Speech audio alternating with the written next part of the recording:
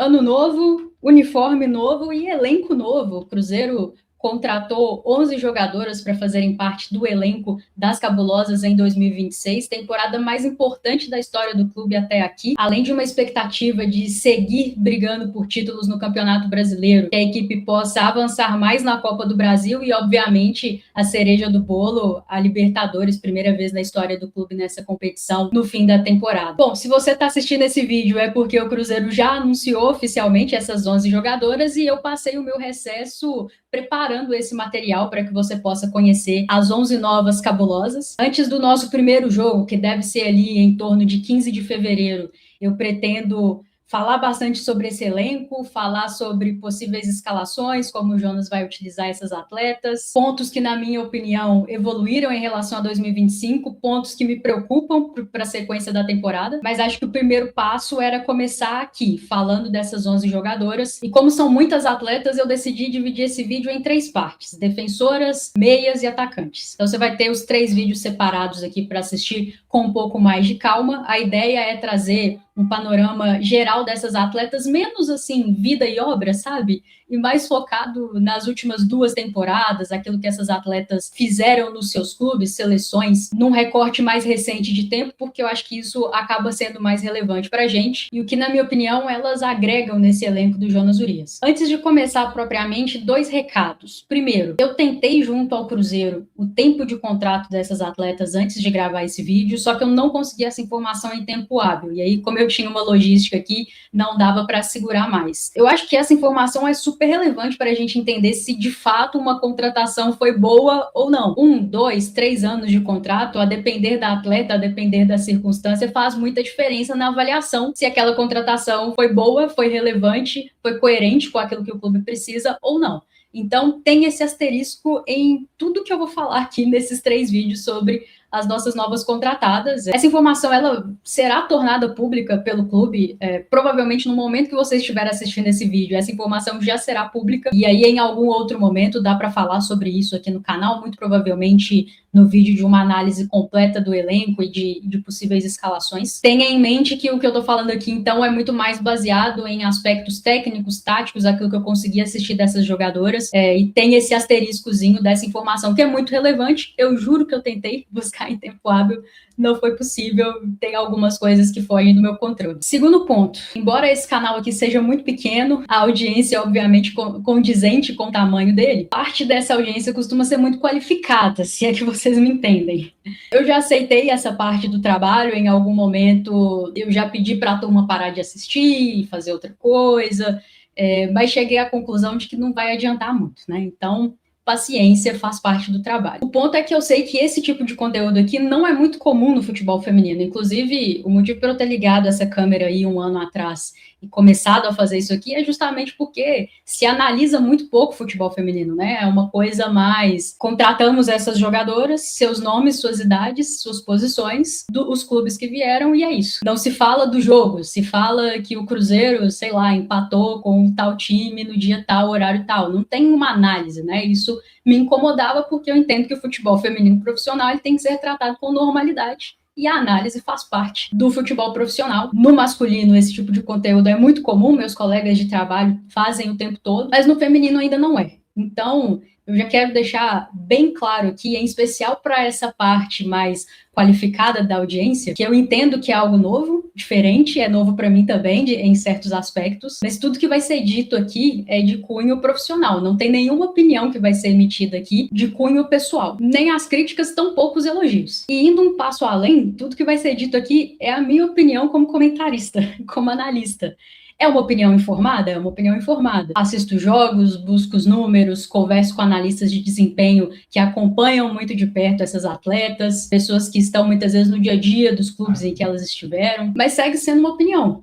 Eu sou apenas uma comentarista, futebol não é uma ciência exata, eu penso uma coisa, outro comentarista pensa outra, faz parte. Nada do que vai ser dito aqui é lei, inclusive o que comentarista mais faz é errar, né? Prognósticos, acontece. Então eu tô dizendo tudo isso só para que essa parcela da audiência, que é um pouco inevitável, entenda que tudo que vai ser dito a partir de agora é dito com muito respeito, com muito profissionalismo, é assim que eu pauto a minha atuação. Eu não tenho dúvidas de que se essa relação for pautada com respeito de ponta a ponta, vai dar tudo certo, vamos todos nos habituar a ter cada vez mais cobertura sobre futebol feminino, porque isso é muito importante, tratar com respeito o trabalho que é feito dentro da Toca da Raposa 1 e com normalidade, como a gente trata o futebol masculino. Essa é a minha missão e é o motivo de eu ligar essa câmera aqui e fazer esse tipo de conteúdo. Então, sem mais delongas, né, goleira Cláudia. Cláudia vem sem custos de transferências depois de encerrar o seu contrato com o Fluminense, goleira de 23 anos e 1,86 m de altura, o que, sem dúvidas, é o aspecto que todo mundo destaca quando vai falar da Cláudia. Ela é, hoje, a goleira mais alta atuando no futebol brasileiro. Isso, evidentemente, faz muita diferença. Isso fez com que a Cláudia se destacasse até para a seleção brasileira, quando ela ainda jogava no Juventude, num contexto de busca por acesso. O Juventude veio escalando ali, Série A3, Série A2, Série A1, e ainda nesse contexto, a Cláudia despertou a atenção da seleção brasileira. É uma vantagem estratégica que ela tem em relação a todas as outras goleiras atuando no país, porque é evidente que com mais altura ela vai ter mais envergadura, e a sensação que a gente tem é que ela vai conseguir chegar mais longe na carreira, vai conseguir alcançar níveis que muitas goleiras acabam não conseguindo alcançar por essa limitação de altura. Então, pela idade que ela tem e pela estatura, é uma goleira muito especial do futebol brasileiro. Em 2025, ela vai para o Fluminense, ela sai do Juventude, vai para o Fluminense, é um salto competitivo na carreira, né? Ela sai de uma equipe, como eu falei, que vinha nesse processo de buscar o acesso, e obviamente o Juventude, num contexto de Série A1, ele busca primeiramente a permanência na primeira divisão, e aí, se sobrar tempo, se sobrar espaço, vai tentar beliscar um algo a mais, mas hoje é muito difícil imaginar o Juventude brigando por G8, né? E vai para um Fluminense que justamente briga por esse objetivo dentro do campeonato. Não tem ali um dos melhores elencos do futebol brasileiro, mas em 2025, treinado pelo Hoffmann durante a competição, buscou pelo menos essa 8ª vaga. Não obteve sucesso, mas brigou ali até o final junto com o América Mineiro, Bragantino, que acabou se classificando, entre outras equipes, por essa colocação. É em 2025 também que a Cláudia disputa a Copa América pela seleção brasileira e é utilizada, né? A Lorena é expulsa numa das partidas ali da primeira fase. A Cláudia é escolhida pelo Arthur para entrar no jogo e é escolhida também para substituir a Lorena no jogo seguinte, aquele 5-1 ali diante do Uruguai, um jogo bem seguro da seleção brasileira, inclusive, né? O placar não sugere isso, mas quem assistiu o jogo sabe que a seleção errando muitas coisas, tanto no momento ofensivo quanto no momento defensivo, e aí gerando muito trabalho para a Cláudia, inclusive, né? Embora o Uruguai não tenha tido a capacidade de finalizar tanto assim na direção do gol, ela acabou ficando em apuros por alguns erros coletivos da seleção. Ela sofre só um gol nessa partida, né? Um gol contra, assim, não lembro quem fez, não vem ao caso, né? Fugiu aqui o nome agora. Teve algumas intervenções importantes ali, um contra a Belém Aquino. Teve também um outro lance ali que acho que ela se equivocou no gesto técnico, mas em linhas gerais, 2 aparições seguras da Cláudia num contexto que ninguém esperava, né? Embora goleiras precisam estar preparadas para entrar a qualquer momento, quando você tem uma titular muito bem estabelecida como é a Lorena, você não espera que outra goleira precise ser utilizada ao longo da competição. E o que é interessante pontuar também sobre isso é que a Camila estava nessa convocação, né? A Cláudia e a Camila disputando em algum momento essa segunda vaga.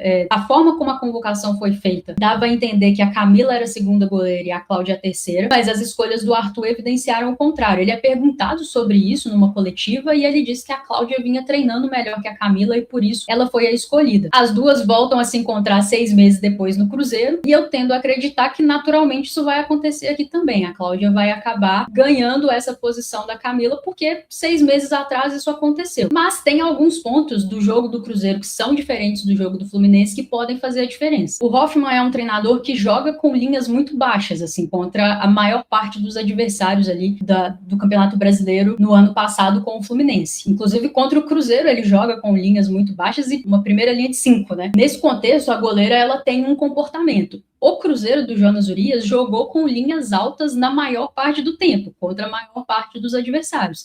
E aí é exigido da Camila um comportamento diferente. Muitas vezes a Camila é a atleta da sobra. E muitas vezes ela precisou jogar como uma espécie de líbero ali e fazendo intervenções fora da área. Foi bem sucedida em algumas, foi mal sucedida em outras. Talvez o mais emblemático seja a expulsão dela ali diante do Corinthians na Supercopa do Brasil. Mas é um tipo de comportamento que a forma forma como o Jonas pensa futebol vai exigir da Cláudia, e a forma como o Hoffmann pensava futebol lá no Fluminense e em todas as equipes que ele treina, não exigia dela. Além disso, o Luiz Felipe Pereira, que é um consultor tático, fez um levantamento da participação das goleiras do Campeonato Brasileiro de Série A1, né, na construção do jogo, e a Cláudia se destaca por mais passes certos para o terço final e mais bolas longas certas. Ela foi a primeira colocada nos dois quesitos.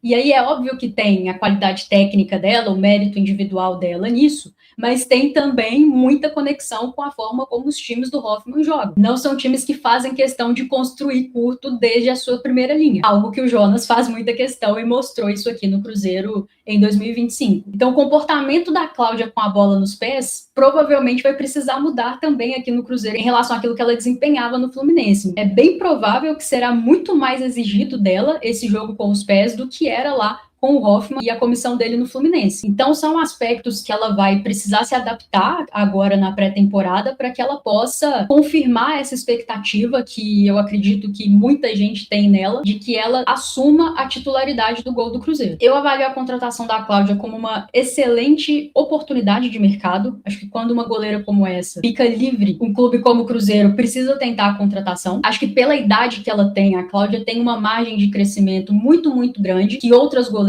não tem mais. E embora não seja uma goleira pronta, na minha visão, eu entendo que ela pode, assim como várias outras atletas, evoluir e ter os seus melhores anos na carreira aqui no Cruzeiro. Essa, inclusive, é a tônica da maior parte das nossas contratações, né? Atletas jovens de muito potencial, que aqui com a nossa camiseta tem os melhores anos das suas carreiras. Eu torço para que com a Cláudia não seja diferente, que ela siga crescendo e siga fazendo temporadas melhores conforme os anos vão passando. Acho que ela já vem numa grande evolução. É um desafio esportivo diferente, maior, uma equipe que se propõe a brigar por títulos e que ela possa confirmar sua vaga na Copa do Mundo de 27, fazendo uma grande temporada com a camisa do Cruzeiro. Muito curiosa para saber quanto tempo de contrato para a Cláudia, falando em Copa do Mundo. É uma goleira que certamente estará no radar de clubes de grandes ligas por conta dessa competição. Então é importante que o Cruzeiro tenha feito um contrato que o proteja para desfrutar do que a atleta tem de melhor tecnicamente e também se proteger de perder essa atleta gratuitamente no mercado ali na frente. Tainara, zagueira de 26 anos, última passagem pelo Bayern de Munique, mas estava sem clube, 1,74 m de altura. Eu acho que a Tainara dispensa apresentações, né?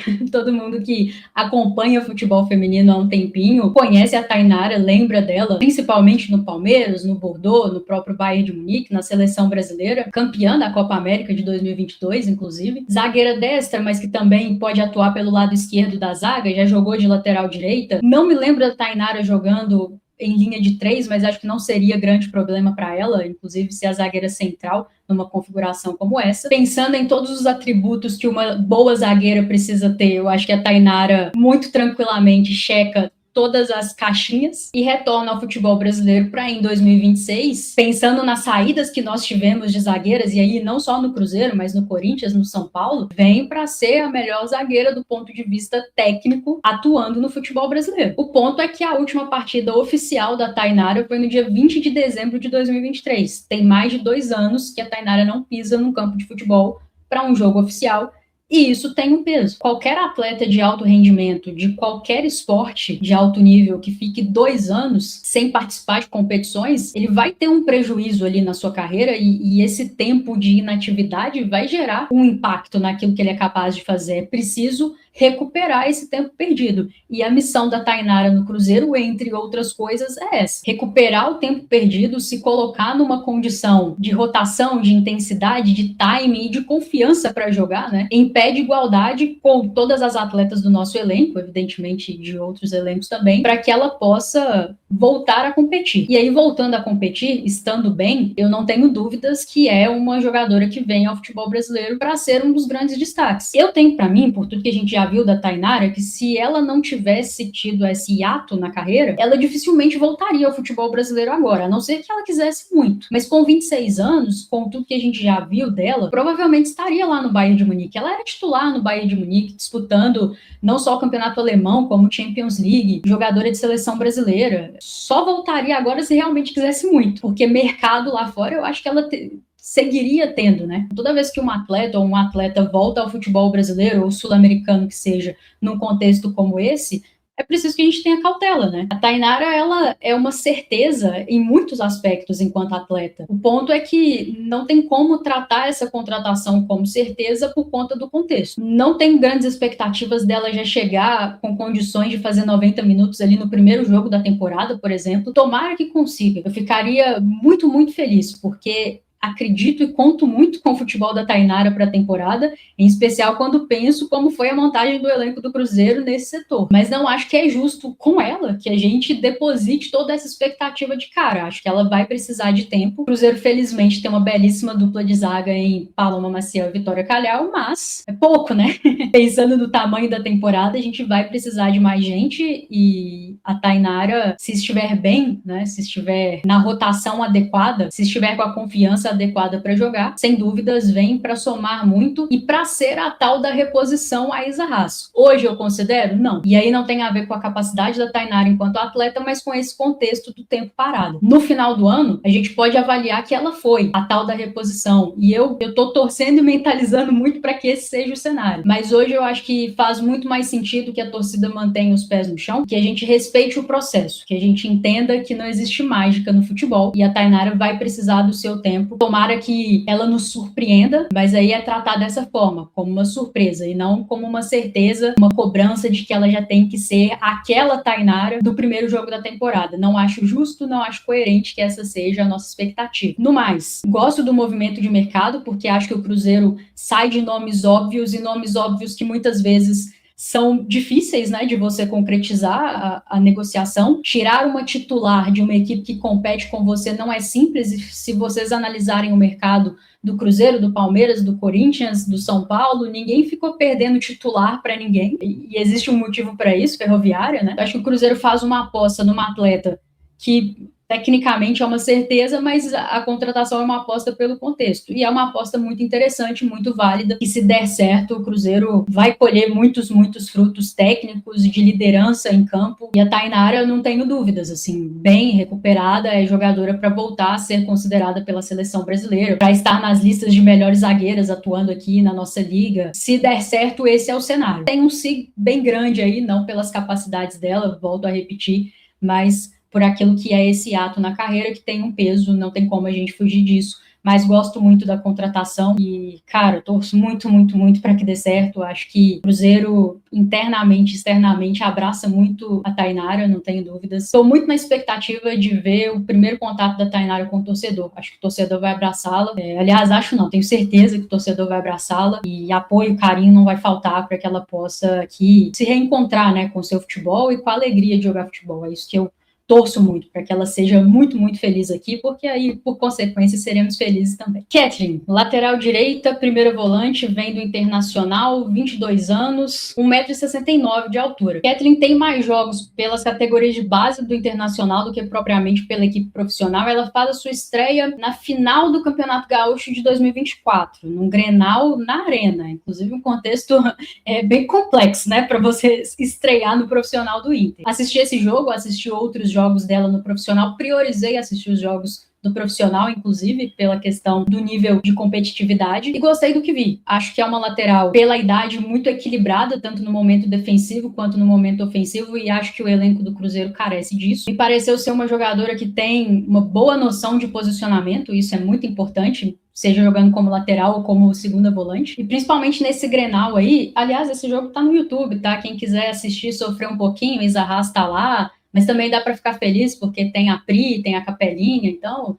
a turma tá toda lá reunida. Achei que ela demonstrou muita personalidade nesse jogo, assim, sem medo de jogar, sem medo de ir para cima, buscar a linha de fundo, e defensivamente acho que se comportou bem. É claro que é uma atleta que está num processo de evolução e uma atleta da idade dela, que basicamente acabou de subir da base para o profissional, tem os seus pontos a melhorar, acho que tem que evoluir em algumas questões de tomada de decisão, de gesto técnico, mas entendo que essa evolução ela vem com a sequência de jogos no profissional, sequência que ela não conseguiu ter no Inter no ano de 2025. O Inter teve uma temporada muito conturbada, 2 treinadores, começa com o Jorge Barcelos, termina com o Salgado, e os dois foram muito criticados pela imprensa do Rio Grande do Sul e pela torcida por pontos parecidos, assim, né? Resultados ruins, performances insuficientes da equipe e critério nas escolhas. E aí, principalmente nesse terceiro ponto, eu acho que a Kathleen, assim como várias outras atletas do Inter são prejudicadas porque não conseguem ter sequência mesmo quando fazem bons jogos, demonstram sinais positivos nas partidas, nos minutos que tiveram, e não conseguem ter ali uma grande sequência. No profissional do Inter, no ano passado, ela joga majoritariamente com uma lateral direita, inclusive ela começa o jogo contra o Cruzeiro, lá no Rio Grande do Sul, que nós vencemos por 2-1, ela começa como titular na lateral direita aquela partida, mas também chegou a fazer alguns jogos como segunda volante, inclusive um dos gols mais importantes da temporada do Inter é ela que marca, é o gol da vitória contra o América Mineiro, e é um gol que meio que matematicamente consolida o Inter na Série A1 do Campeonato Brasileiro, porque em algum momento o Inter flertou com a segunda divisão, e isso é um dos indicativos da temporada muito, muito difícil, muito aquém que o Internacional fez, e aí já pincelei aqui alguns dos motivos na figura dos seus dois treinadores, e obviamente muito mais coisa por aí, mas né, cada um com seus problemas. Acho que nesse contexto é muito difícil se destacar, é muito difícil se firmar, em especial quando você é uma atleta tão jovem, mas os sinais que eu vi da Kathleen são muito positivos, acho que é uma boa oportunidade de mercado,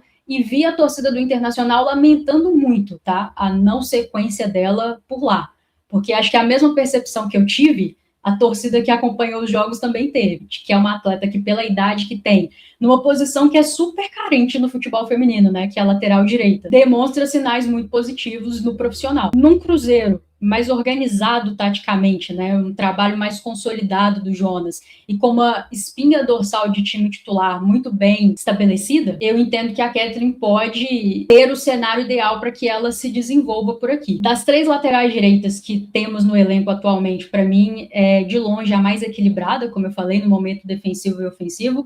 É uma jogadora alta, é uma jogadora veloz, não é, nossa, o Bolt, mas é veloz. E acho que traz também para o Jonas algo que ele gosta muito, que é a possibilidade de jogar como zagueira. Como eu falei, ela tem quase 1,70 de altura. Na base do Inter, ela chegou a jogar de zagueira, tá? No profissional, não. Não me surpreenderia, pelo que foi a montagem de elenco do Cruzeiro, que ela dispute uma posição por ali, em especial se a ideia do Jonas é a manutenção daquela plataforma tática com 3 zagueiros. Boa aposta do Cruzeiro, na minha opinião. Quero ver o tempo de contrato, espero que seja pelo menos 2 anos, porque é uma atleta que vai evoluir. E acho que o Cruzeiro pode proporcionar a ela o contexto perfeito para essa evolução. Torço muito para que assim seja, mas são processos, né? E esses processos raramente são lineares. Então, é uma adaptação ao clube, é uma adaptação à forma do Jonas de trabalhar, que todo mundo fala que é diferente dos outros treinadores, né? Ninguém aponta exatamente quais são as diferenças, mas todo mundo fala que ele tem um jeito muito único de trabalhar. Então, tem essa adaptação, é uma atleta muito jovem, espero que seja muito abraçada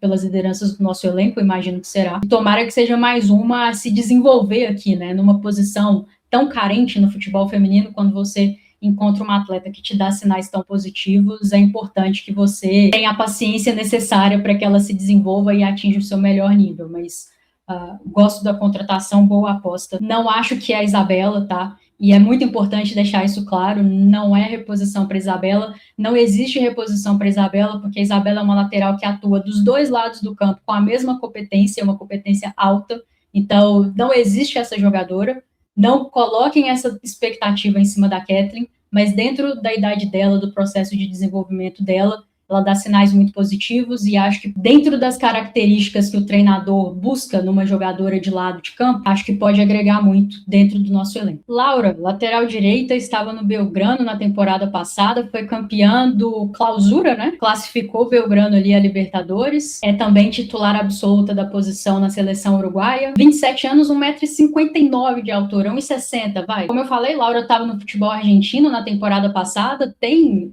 passagens ali por River, Boca, tem também passagens pelo Nacional do Uruguai, chegou a jogar uma temporada no Pumas, e agora, aos 27 anos, vem para sua primeira experiência no futebol brasileiro. Eu nunca tinha assistido a Laura jogar, porque o jogo do Brasil contra o Uruguai na Copa América, ela não jogou, estava suspensa.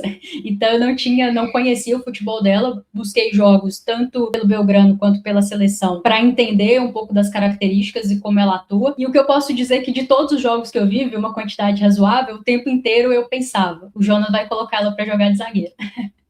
E aí tem um ponto que é complexo, que é a altura, né? Eu acho que 1,60 para o que é a média de altura no Campeonato Brasileiro é bem abaixo para você disputar como zagueira, mas é porque as características de jogo da Laura, tanto na seleção quanto no clube, são muito defensivas, muito mais defensivas do que ofensivas. E aí é claro que a gente tem que ponderar que existe cada vez menos anarquia nos times de futebol, né? Isso é cada vez menos permitido pelos treinadores, então isso pode ser um pedido da treinadora dela no clube ou do treinador dela na seleção, mas existe também um ponto que é a característica da atleta. E acho que essas coisas vão ficar mais claras até que ponto era um pedido dos seus treinadores e até que ponto eram as características dela, a partir do momento que a gente vira a Laura em campo pelo Cruzeiro. Mas seja no clube, seja na seleção, uma jogadora que em pouquíssimos momentos rompe ali a divisória do campo. Um jogo que eu vi ela fazendo isso mais foi no jogo da volta da final contra o Racing, né? O Racing vence o primeiro jogo por 1-0, então o time dela precisava reverter na volta em casa e reverte, ganha de 2-0, é campeão no tempo normal.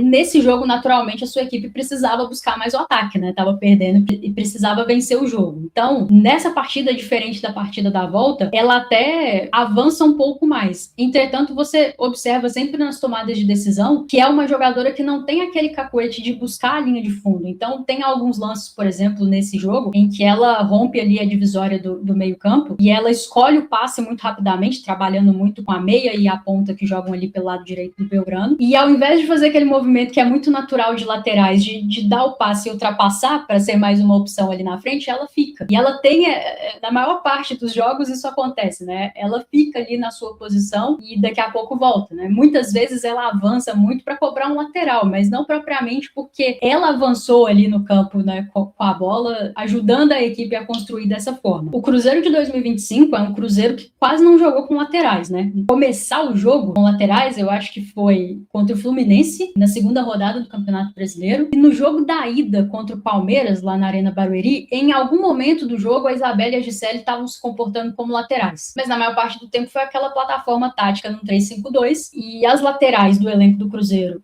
ou competiram por posição como zagueiras, ou competiram por posição como alas. E aí o caso da Laura é muito interessante para mim, e eu estou muito curiosa para ver como ela vai ser utilizada nesse elenco, e se a contratação dela é um indicativo de que talvez o Jonas está disposto a mexer um pouco mais dessa linha de 3, porque pelo que eu vi das características dela, tanto no clube quanto na seleção, não acho que disputaria como ala. É uma posição em que é preciso ter esse cacuete ofensivo, e as atletas que disputaram pelo lado direito, né, Marília, majoritariamente, quando tinha disponibilidade, a Isabela, num segundo momento, quando a Calhau retorna, ela deixa de ser zagueira, a Letícia Alves, que é uma lateral direita que tem uma valência ofensiva, inclusive, muito maior do que defensiva, e a Miriam, que é atacante, né, ponta, também foi muito utilizada por ali. Eu percebo que são atletas que têm esse cacuete ofensivo, e isso eu não consegui ver na Laura nas partidas que eu assisti. Claro que eu não vi todas as partidas dela na temporada inteira, não consegui, vi aí cerca de 6 jogos dela entre clube e seleção, mas pelo que vi, não parece ser a sua principal valência. E para disputar como zagueira, eu acho que é pela altura dela e pela média de altura do futebol brasileiro, vai ficar difícil dela competir por ali. Então eu tenho muita curiosidade de ver como e onde ela vai ser utilizada. É um salto competitivo, né, do campeonato argentino para o campeonato brasileiro. Embora o nosso campeonato tenha os seus problemas, o nível técnico no topo, né, ele é melhor, ele é superior do que o campeonato argentino. Tem um processo de adaptação ao trabalho, e eu acho que, a depender de onde o Jonas for utilizar, isso pode acelerar o seu processo de adaptação, como pode também retardar esse processo. Então, são muitas perguntas que eu tenho, que provavelmente só começarão a ser respondidas a partir do dia 15 de fevereiro, quando esse time entrar em campo. Mas é um movimento de mercado que foge muito do óbvio, né? Dos nomes mais monitorados. É uma jogadora de seleção numa idade de auge, mas por todos esses pontos que eu citei, ainda é uma incógnita para mim onde ela vai se encaixar e como nessa equipe do Jonas. Em breve teremos essas respostas, né? Bom, essas são as nossas defensoras novas do elenco do Cruzeiro de Garotas. Vou pedir encarecidamente que vocês se inscrevam no canal, ativem o sininho, compartilhem o conteúdo, aquela coisa toda que vocês já estão acostumados. E em breve volto aqui com o vídeo das nossas meias, né? Meio-campistas contratadas pelo Cruzeiro em 2026. Um abraço!